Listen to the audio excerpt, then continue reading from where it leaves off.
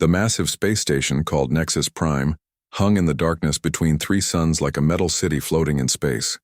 Ships from 1,000 different worlds docked at its many ports, bringing delegates and representatives to the great meeting hall where decisions were made that affected entire star systems. Today was supposed to be a simple day, a routine admission of another small species into the Galactic Council, but nobody knew that this day would change everything forever. Captain Lee Hyun walked through the long corridors of the station with steady steps that made no sound on the metal floors. His dark uniform was clean and simple, without any of the bright colors or strange decorations that many alien species seem to prefer. Behind him walked Dr. Park Soo-jin, who carried a small device filled with language files and translation programs, and Commander Kim Do-hyun, whose calm eyes missed nothing as they moved through the crowds of strange beings from across the galaxy. The three humans had traveled for months through space to reach this place where the most powerful civilizations in the galaxy made their decisions. They came from a small blue world that orbited a yellow star in what most galactic maps called a quiet sector, far from the busy trade routes and major conflicts that shaped galactic politics. Their planet was called Earth, and they were here to ask for membership in the great alliance that protected smaller worlds from the dangers of deep space. Captain Hyun had served in Earth's space navy for 15 years and had seen many strange things among the stars, but nothing had prepared him for the sight of the Galactic Council's main assembly chamber. The room was so large that weather patterns formed near the ceiling, and the walls curved away into shadows that seemed to stretch forever. Thousands of different beings filled the vast space, some floating in bubbles of water, others hanging from the ceiling on long cables, and many more sitting on platforms that adjusted to their particular needs. The Vorthak delegation occupied a section near the center of the chamber where their tall, thin bodies and pale skin made them look like walking skeletons wrapped in flowing robes. Prime Minister Zephyros had ruled his species for over 300 years, and his ancient eyes had seen the rise and fall of dozens of civilizations. He looked at the human delegation with the same bored expression he had used for countless other admission ceremonies. Near the military section, War Chief Baxter of the Krillian Empire shifted his massive armored body on a platform designed to support his species' heavy build. The Krillians were known throughout the galaxy as fierce warriors who had conquered 12 star systems before joining the Council and becoming its primary military force. Baxter's forearms ended in claws that could tear through metal, and his red eyes glowed with the eternal anger that all his species carried in their blood. High above the main floor, Elder Counselor Mystara floated in a containment field that held her gaseous form together. The ethereal collective had evolved beyond physical bodies millions of years ago, and now existed as pure energy beings who could manipulate matter with their thoughts. Mystara was over 10,000 years old and had witnessed events that most species only knew from ancient legends and half-remembered stories. The admission ceremony began with the usual formal speeches about unity and cooperation between different species. Captain Hyun spoke about humanity's desire to join the galactic community and contribute to the peace and prosperity that the Council had maintained for thousands of years. His words were translated into hundreds of different languages by the massive computer systems that managed all communication during these meetings. Dr. Park Soo-jin stepped forward when it came time for the cultural exchange portion of the ceremony.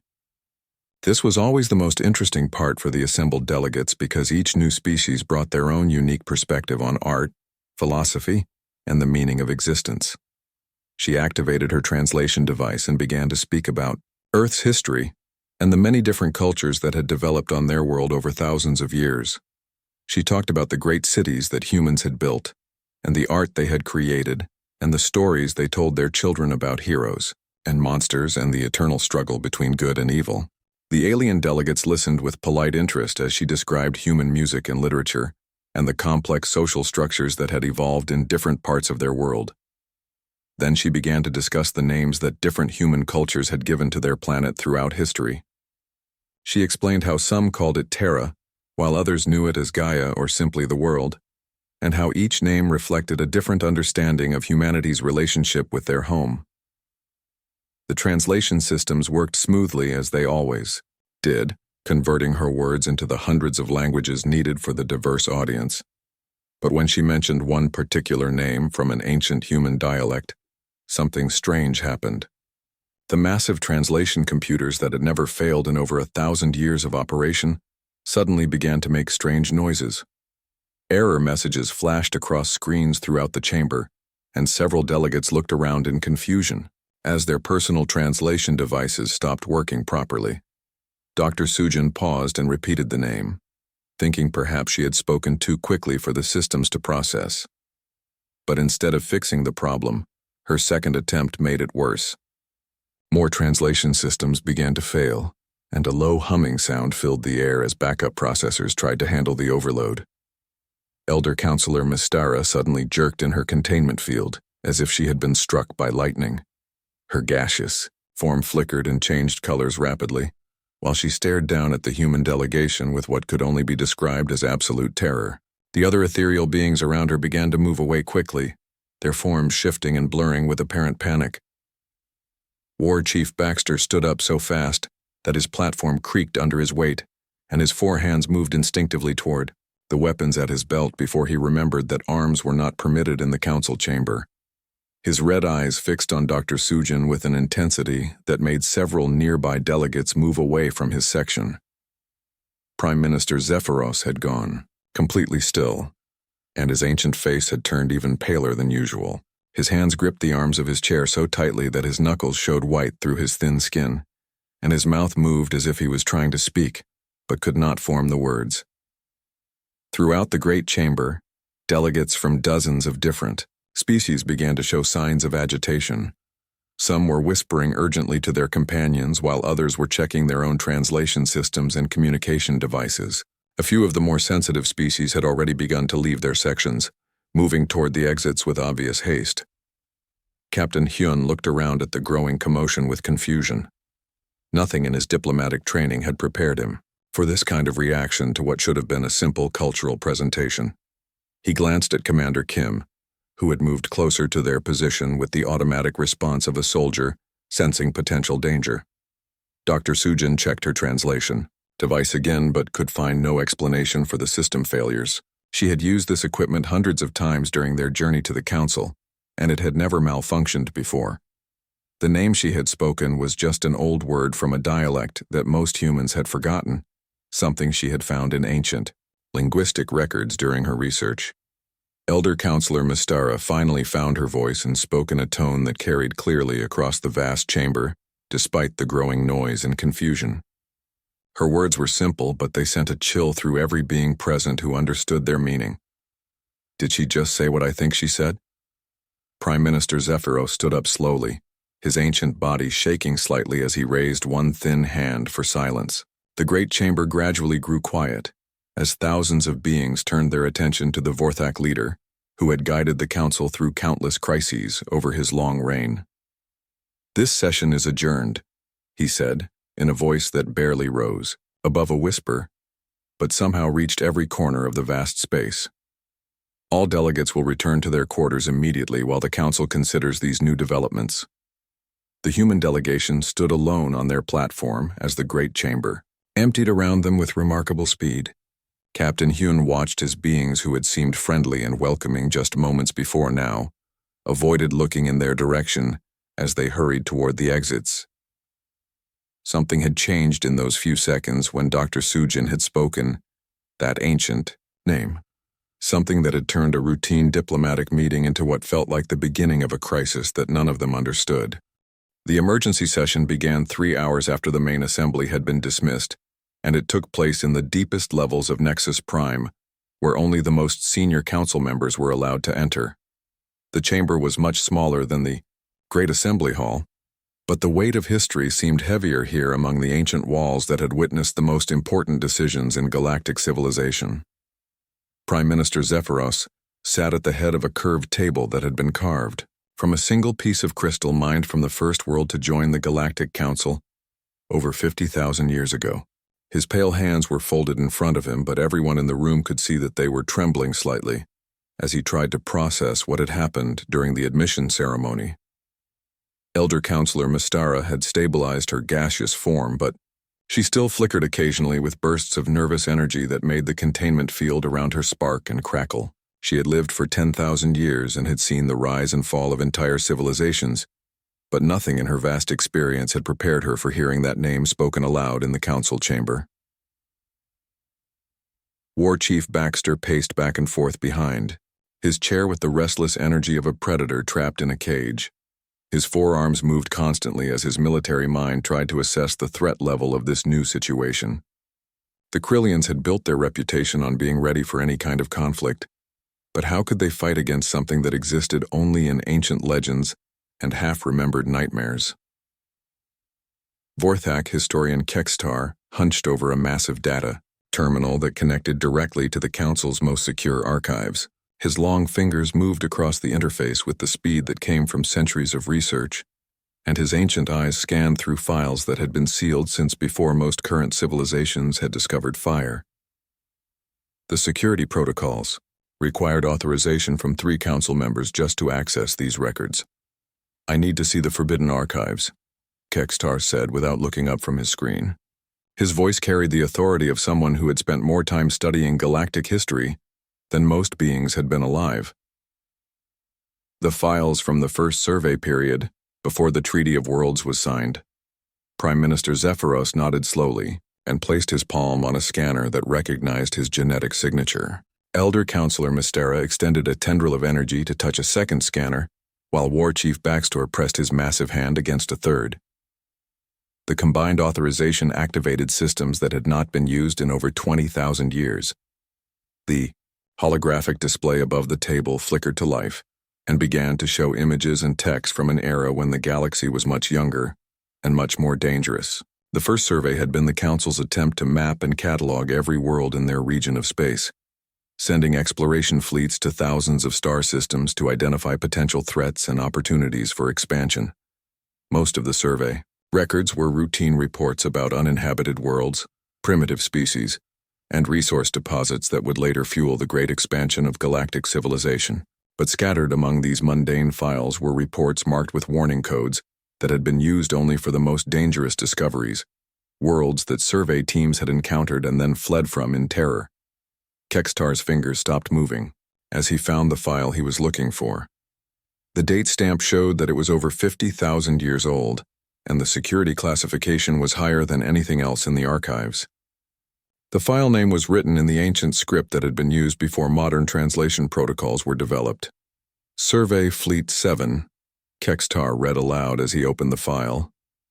Led by Commander Vexthalan of the 2nd Exploration Corps, assigned to investigate the outer spiral territories in grid section 7749. The fleet consisted of 12 ships with a total crew of 8,000 beings from 15 different species. The holographic display showed images of the survey fleet, massive ships built for long-range exploration and equipped with the most advanced technology available at the time. They were designed to handle any situation that might arise during their mission, from hostile alien species to dangerous environmental conditions on unknown worlds. The fleet's mission was to survey 300 star systems over a period of 5 years. Kextar continued. They were expected to establish contact with any intelligent species they encountered and evaluate potential worlds for colonization by Council member species. War Chief Baxter stopped pacing and leaned forward to study the tactical specifications of the survey ships. Even by ancient standards, they had been well armed and heavily shielded, capable of defending themselves against most threats that existed in known space. A fleet of that size and capability should have been able to handle almost any situation. "What happened to them?" Mystera asked, though her tone suggested she already suspected the answer would not be pleasant. Kextar scrolled through the file until he found the final transmission from Survey Fleet 7. The timestamp showed that it had been sent from a small yellow star system in what was now designated as a restricted sector that no council ship had visited in thousands of years. "Commander Vextalan's last message," Kextar said as he activated the audio system. The voice that filled the chamber was distorted by age and the primitive communication technology of the time, but the terror in it was unmistakable even across 50 millennia. "Council Command, this is Survey Fleet 7 transmitting emergency code Black from the 3rd planet of system designation 7749 Delta. We have encountered a species that defies all our understanding of natural evolution. They are not just predators in the normal sense. They are something that hunts other predators. They are what makes predators afraid. The recording paused and they could hear sounds in the background that might have been weapons fire or screaming, or something worse. When Commander Vexthalen's voice continued, it was barely above a whisper. The planet appears to be what the science teams are calling a Class 12 death world, but that classification does not adequately describe what we have found here. This world does not just kill things that try to live on it. This world creates things that kill everything else. The dominant species has no natural predators because they became the thing that all other predators fear. War Chief Baxter's red eyes glowed brighter as his warrior instincts tried to process information that seemed to contradict everything he knew about warfare and survival. A species with no natural predators should have become weak and complacent, not more dangerous. We attempted to establish communication with the dominant species using standard first contact protocols, the voice continued. They responded by tracking our landing parties back to the ships using methods that our sensors could not detect. 12 members of the survey team disappeared during the first night on the surface. We found their equipment scattered across, several square kilometers, but no trace of the beings who had been carrying it. Elder Counselor Mystera's form flickered with distress as she listened to the ancient recording. Her species had evolved beyond physical bodies, partly to escape the cycle of predation that dominated most biological life forms, but even as energy beings, they could understand the primal terror described in the message. The second landing party was equipped with full military protection and accompanied by a full combat squadron. Commander Vexthalen's voice went on. They lasted 4 hours. The last transmission from the surface reported that the creatures were not attacking directly, but were somehow turning the environment itself against our people. They called it persistence hunting, and said that the creatures could follow prey for days without rest until their targets collapsed from exhaustion. The recording quality deteriorated further, and they could hear what sounded like hull breaches and emergency alarms in the background. Whatever had happened to Survey Fleet 7 was clearly reaching its final stages. We are attempting to withdraw from the system, but our ships are experiencing system failures that our engineers cannot explain. The creatures appear to have studied our technology and found weaknesses that we did not know existed. They are not using advanced weapons against us. They are using our own systems against us. Prime Minister Zephyros had grown even paler as he listened to the ancient message. The idea that a primitive species could disable advanced starships using nothing but their understanding of technology was almost impossible to accept. "This is our final transmission," Commander Vexthalen said, and his voice now carried the tone of someone who knew he was about to die. "We are designating this system as Forbidden Territory under Emergency Protocol 7. No council ship should ever return to this place. The creatures that live on the third planet are not just another species. They are the thing that nightmares are made of. They are the reason that evolution created fear." The recording ended with a burst of static that seemed to echo in the silent chamber long after the speakers had gone quiet. The 4 council members sat in the aftermath of that ancient terror, trying to process the implications of what they had just heard. Kextar's fingers moved across his interface again as he searched through other files from the same time period. What he found made the situation even worse.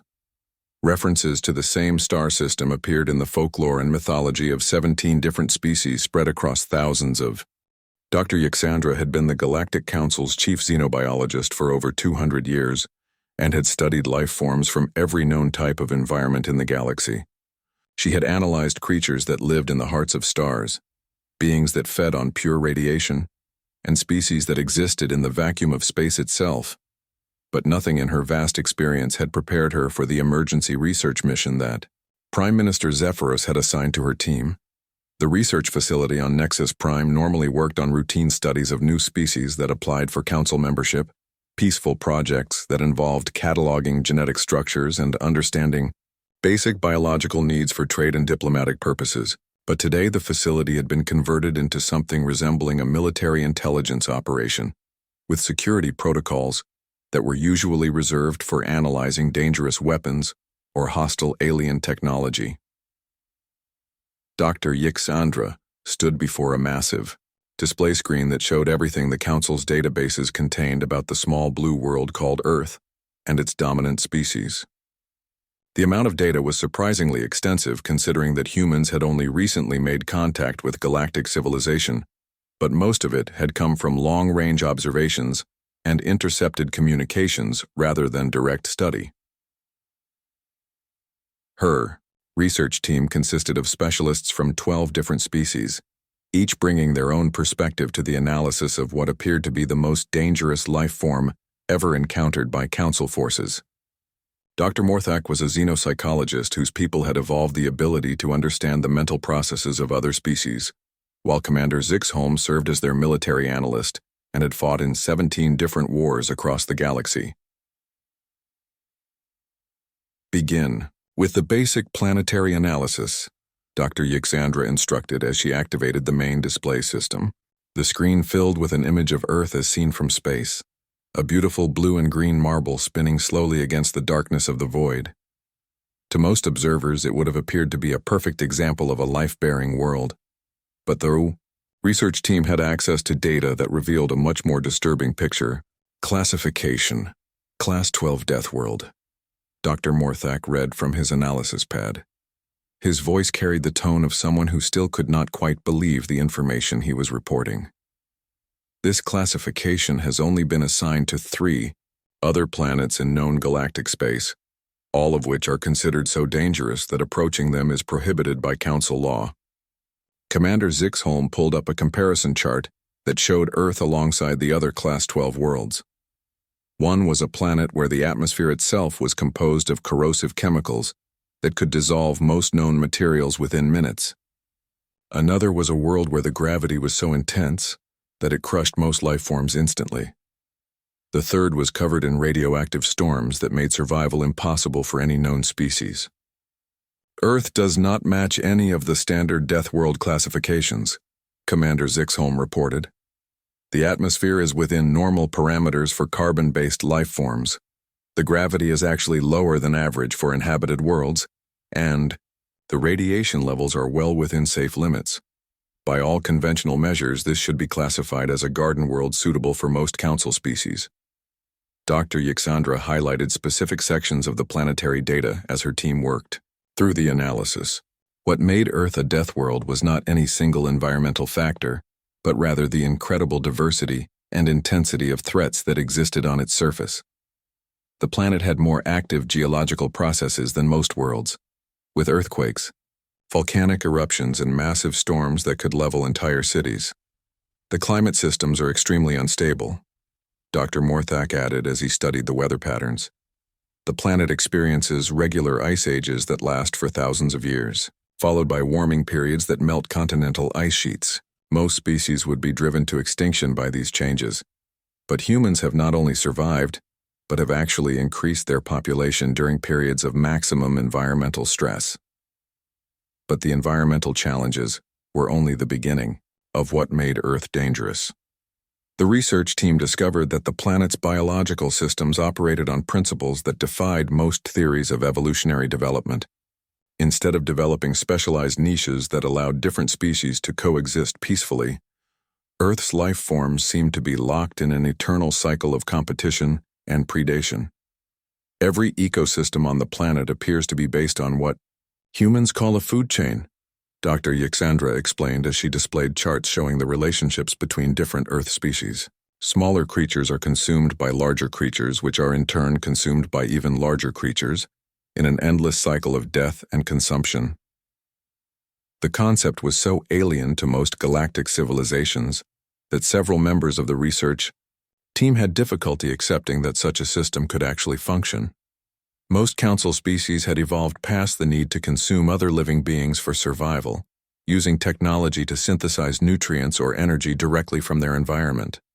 The apex predators on Earth are not the largest or strongest creatures, Commander Zixholm noted as he studied the predator classifications. The dominant position in most ecosystems is held by creatures that combine intelligence, adaptability, and what appears to be in complete absence of natural fear responses. Dr. Morthak activated a series of video files that had been intercepted from Earth's communication networks, showing humans engaging in activities that their research team found almost impossible to understand.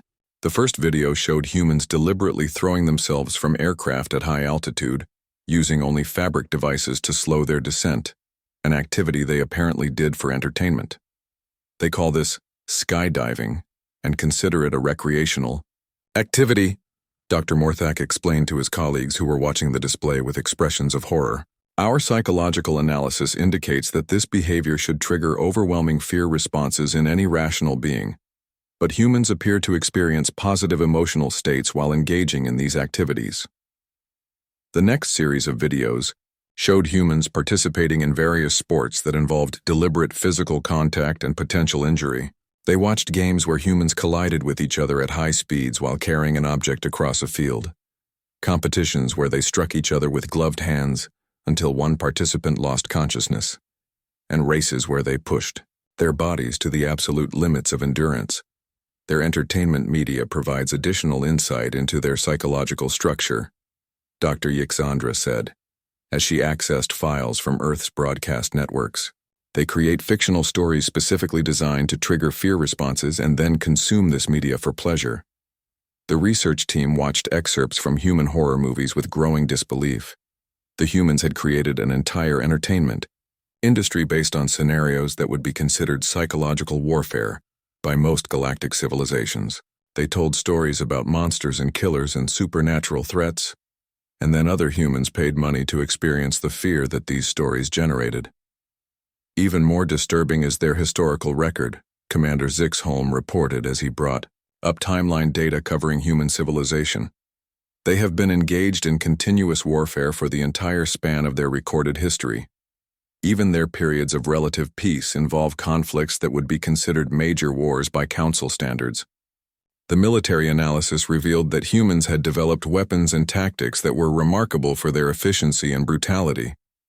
They had progressed from simple tools to planet-destroying nuclear weapons in less than 10,000 years, a rate of military advancement that was unprecedented in galactic history. Their weapons technology appears to be driven primarily by their need to kill other humans more effectively, Commander Zixholm continued. They have created thousands of different methods for ending life, from simple projectile weapons to chemical and biological agents that can eliminate entire populations. But perhaps most shocking of all was the discovery of humanity's relationship with other Earth species. Dr. Yixandra had initially assumed that humans had eliminated most other predators on their world through technological superiority, but the truth was far more disturbing. They have formed what they call domestication relationships with multiple apex predator species, she reported. Instead of eliminating potential threats, they have somehow convinced other dangerous creatures to serve them voluntarily. The display screen showed images of humans with dogs, descendants of wolves that had been among the most dangerous pack hunters on Earth. Somehow humans had not only survived encounters with these predators, but had actually convinced them to become companions and helpers in their own hunting activities. They use these domesticated predators for multiple purposes, Dr. Morthak added. Some assist in hunting other creatures, others provide protection for human settlements, and many are kept simply for emotional companionship. The relationship appears to be mutually beneficial, despite the obvious potential for these creatures to turn against their human partners. The research team spent hours analyzing human biological data and found characteristics that explained their success as apex predators. Humans were what biologists called persistence hunters, who could track. Supreme Commander Vextalar had led the Galactic Defense Force through 3 major wars and countless smaller conflicts over his 400-year career, but he had never been asked to conduct a threat assessment of a species that was supposedly seeking peaceful membership in the Council. The emergency orders from Prime Minister Zephyros had been classified at the highest level and came with instructions that made it clear this was not a routine evaluation. The military command center deep within Nexus Prime had been converted into a specialized observation post where every aspect of the human delegation's behavior could be monitored and analyzed. Banks of screens showed multiple camera angles covering the quarters where the 3 humans were staying, along with detailed readouts from sensors that tracked everything from their heart rates to the electromagnetic emissions from their personal devices. Commander Vextalar stood before the main tactical display, where his analysis team had assembled every piece of military intelligence they could gather about Earth and its inhabitants. Intelligence Officer Carl Venus had spent the previous day reviewing intercepted communications from human space, while strategic analyst Nex Fora had focused on the tactical implications of humanity's historical conflicts. Begin the behavioral assessment, Commander Vextalar ordered as he activated the observation systems that were monitoring the human delegation. The main screen split into 3 sections, showing each of the humans in their separate quarters, unaware that their every movement was being recorded and analyzed by military specialists who were trying to determine their threat potential. Captain Li Hyun was visible in the first section, sitting at a small desk while reviewing what appeared to be diplomatic documents on a portable computer device. To most observers, he would have seemed completely relaxed and focused on routine paperwork, but the military analysts noticed details that painted a very different picture of his mental state. Subject 1 maintains perfect situational awareness, despite appearing to be focused on his work, Intelligence Officer Carl Venus reported. Notice that he positions himself with clear sight lines to both the entrance and emergency exit, and his body position allows for rapid movement in any direction. These are classic combat positioning behaviors. The camera angles showed that Captain Hyun's apparently casual posture actually represented an optimized position for responding to threats. His feet were placed for maximum stability and quick movement. His hands remained free despite holding the computer device, and his eyes periodically scanned the room in a pattern that covered all potential approach vectors. His vital signs indicate a resting heart rate that matches our combat readiness standards, strategic analyst Nex Fora added. Most civilian species show elevated stress indicators when in unfamiliar environments, but this individual maintains the physiological profile of a being who is constantly prepared for conflict. The second screen section showed Dr. Park Soo-jin in what appeared to be a study session, reviewing files related to galactic languages and cultural protocols. She had arranged her research materials across the floor in a pattern that allowed her to access multiple sources quickly, but the military observers noted that her arrangement also created clear lanes of movement around her position. Subject 2 demonstrates advanced tactical awareness in her use of available space, Carl Venus observed. Her research setup appears academic, but actually provides multiple escape routes while maintaining visual control over the entire room. She also keeps checking her personal communication device at irregular intervals, suggesting operational security protocols. The third section displayed Commander Kim Do-yeon engaged in what the humans had described as a personal exercise routine, but what the military analysts recognized as something far more significant. He was moving through a series of precise movements that flowed from one position to another with perfect balance and control. Subject 3 is practicing combat forms, Commander Vextalar stated flatly. Those are not exercise movements, they are training sequences designed to maintain muscle memory for armed and unarmed combat techniques.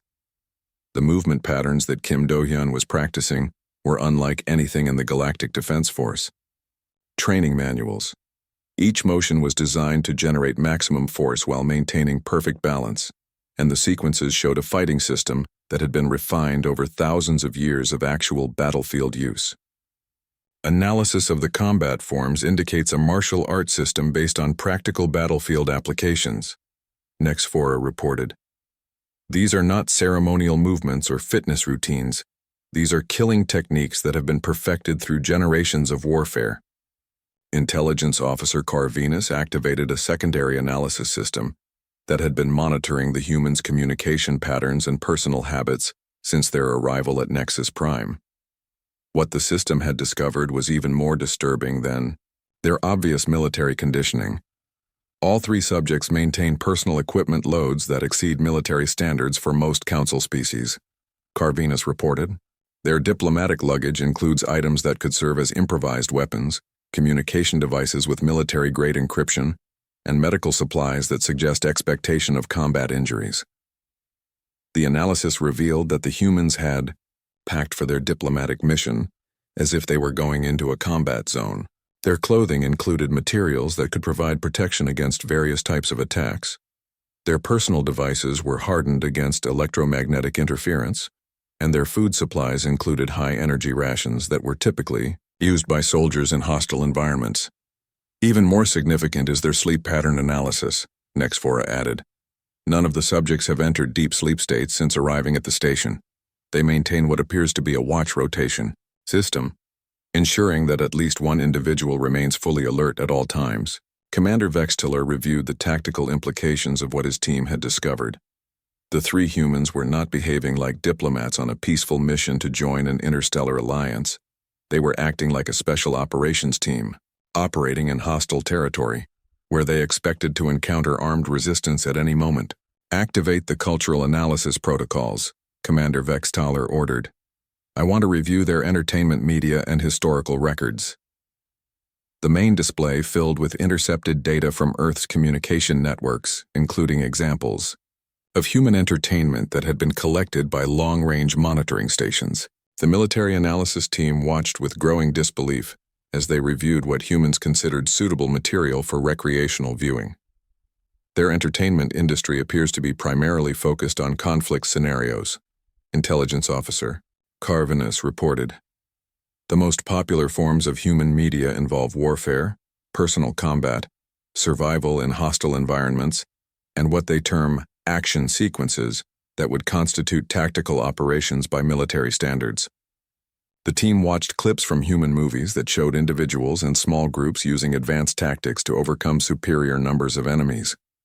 The tactical sophistication displayed in these entertainment scenarios exceeded the combat doctrine of many council member species, yet humans consumed this material as casual entertainment.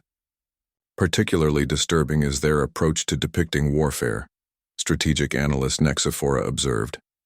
They do not present conflict as something to be avoided, but rather as a test of character that reveals the true nature of individuals and societies. The historical analysis revealed that human civilization had developed through a continuous process of technological advancement driven by military necessity. Every major breakthrough in human science and engineering had been adapted for warfare within years of its discovery, creating a species whose entire technological base was essentially dual-use military technology. Their transportation systems are based on technologies originally developed for military vehicles, Carvinus noted. Their communication networks use principles derived from military command and control systems, and even their civilian manufacturing capabilities are designed to be rapidly converted for military production. The strategic analysis became even more concerning when the team reviewed humanity's approach to space exploration. Unlike most council species who had developed spaceflight for scientific and commercial purposes, humans had created their space capabilities as an extension of their military competition with other human factions. They achieved orbital flight capability through weapons development programs, Nexphora reported. Their first spacecraft were essentially modified military rockets, and their space exploration missions were conducted using equipment and procedures derived from military operations. Commander Vextiller studied the tactical assessment that his team had compiled and found it more disturbing than any enemy analysis he had reviewed during his long military career. The humans were not just another species with advanced technology. They were a civilization that had weaponized everything from their entertainment industry to their space program. What is their assessment of our defensive capabilities? He asked, though he suspected he already knew the answer. Based on their behavioral patterns and equipment choices, they have conducted detailed reconnaissance of station security systems. Chancellor Supreme Vorthagax had ruled over the Galactic Council for over 800 years and had guided galactic civilization through wars, disasters, and political crises that had threatened to tear apart the alliance of worlds that maintained peace across thousands of star systems. But as he reviewed the reports from the research teams and military analysts who had spent the last 3 days studying the human delegation, he realized that he was facing a decision that could determine the future of every intelligent species in the galaxy. The inner circle chamber was the most secure location on Nexus Prime, protected by energy fields and security systems that had been developed over millennia of technological advancement. Only the most senior council members were permitted to enter this space where the most critical decisions affecting galactic civilization were made in absolute secrecy. War Chief Baxter stood near the tactical display where holographic representations of human military capabilities floated in the air like threatening ghosts. His 4 massive arms were crossed over his armored chest, and his red eyes glowed with the battle fury that all Krillians felt when facing a worthy opponent. The military assessment had confirmed his worst fears about humanity's threat potential. "The evidence is overwhelming," Baxter growled in his species' harsh battle language. "These creatures represent an existential threat to every peaceful civilization in the galaxy. Their entire culture is built around warfare and conquest, and they have already demonstrated the ability to gather intelligence about our defensive capabilities while pretending to engage in diplomatic negotiations." Elder Counselor Mystara flickered in her containment field as she processed the psychological profiles that had been compiled by the research teams. Her gaseous form shifted through colors that indicated deep distress as she considered the implications of allowing such beings to have access to galactic civilization's most advanced technologies and strategic information. "They are not like any species we have encountered before," Mystara said in the harmonious tones that her people used for serious discussions. "Every other civilization that has applied for council membership has done so because they sought protection and guidance from more advanced species. But these humans appear to view our alliance as nothing more than a source of potential targets and technological opportunities." Peacekeeper Yulmaria represented the faction within the council that had always advocated for diplomatic solutions to conflicts and had opposed the use of military force except in the most extreme circumstances. But even she had been shaken by the reports about humanity's psychological structure and cultural values. "I have reviewed their historical records and entertainment media," she said in the soft voice that was characteristic of her species. "They appear to be incapable of genuine peaceful coexistence even with members of their own species, and their idea of heroism involves scenarios that would be considered war crimes by council standards." Chancellor Supreme Vortigax activated the central display system and began to review the options that had been presented by his advisory teams. Each possible course of action carried risks that could destabilize the carefully maintained balance of power that had kept the galaxy peaceful for thousands of years. "Option 1 is immediate quarantine," he said, as the display showed tactical projections for containing human expansion beyond their current star system. "We establish a defensive perimeter around their solar system and prohibit any contact between humanity and council member species. The quarantine option would require a massive commitment of military resources and would essentially imprison an entire species within their home system, but it would prevent humans from gaining access to galactic technology that could multiply their already dangerous capabilities. Option 2 is preemptive military action," Vortigax continued as the display shifted to show strike projections against Earth's defensive installations. "We eliminate the threat before they can develop the capability to challenge council forces." War Chief Baxter nodded approvingly at this option, but the other council members showed obvious reluctance to consider genocide as a solution to the human problem. The moral implications of destroying an entire civilization based on their potential threat rather than actual hostile actions would violate every principle that the council had been built upon. "Option 3 is controlled integration," the Chancellor said as the display showed scenarios for bringing humanity into the council under strict limitations and monitoring protocols. "We accept their application for membership but impose restrictions on their access to sensitive technologies and strategic information. This option would allow the Council to maintain some degree of control over human development while potentially benefiting from their unique capabilities. But it carried the risk that humans would eventually find ways to circumvent the restrictions and gain access to the technologies they were being denied." As the council members debated these options, none of them noticed that the human delegation had left their quarters and was making its way through the corridors of Nexus Prime toward the inner circle chamber. Captain Li Hyun had detected the increased security measures and unusual communication patterns that indicated a crisis meeting was taking place, and his military training had taught him that the best way to deal with a developing threat was to confront it directly. Dr. Park Sujin had used her linguistic analysis equipment to monitor council communications and had discovered that their names were being mentioned in conversations that used threat assessment terminology and military, tactical language. The evidence suggested that their diplomatic mission had somehow triggered a security response that could end with their imprisonment or worse. Commander Kim Do-hyun had conducted a tactical assessment of the station's security systems and had identified the location where the Council's senior leadership was most likely to be meeting. His analysis indicated that their only chance of avoiding whatever fate the Council was planning for humanity would be to force a direct confrontation before the aliens could implement their decision. The three humans approached the heavily secured entrance to the inner circle chamber using techniques that they had learned during their military careers for moving through hostile territory without being detected. Their approach was so skillful that the automated security systems failed to register their presence until they were standing directly outside the sealed doors. Captain Lee Hyun activated the communication system that connected to the chamber's interior and spoke in the calm voice that he had used during countless dangerous situations throughout his career. Council members, this is Captain Lee Hyun of the Earth delegation, requesting immediate audience. We are aware that you are conducting discussions about our species, and we believe that direct communication would be more productive than continued surveillance and analysis. The silence from inside the chamber lasted for several minutes before Chancellor Supreme Vorthagax responded.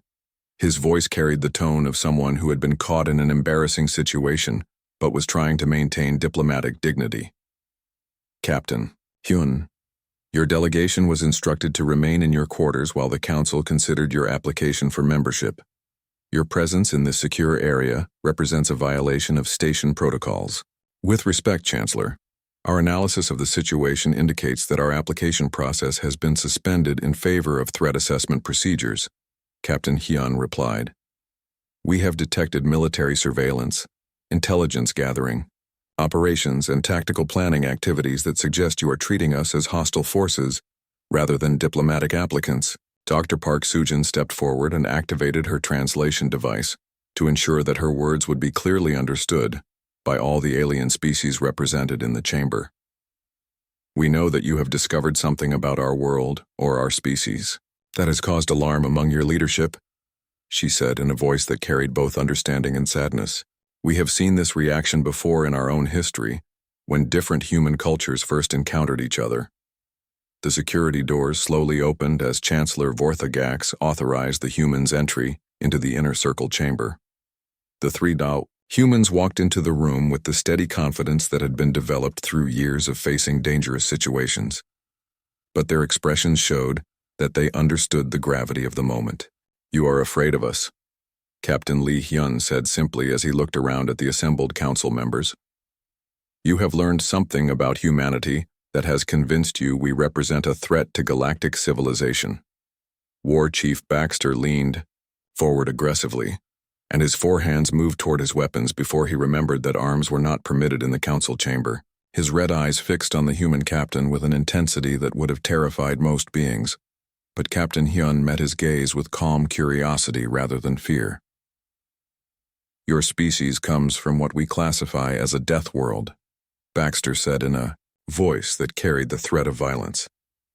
Your entire civilization is built around warfare and conquest, and your first action upon arriving at this station was to conduct intelligence-gathering operations against our defensive systems. Commander, Kim Do-hyun nodded slowly as if he had expected exactly this accusation,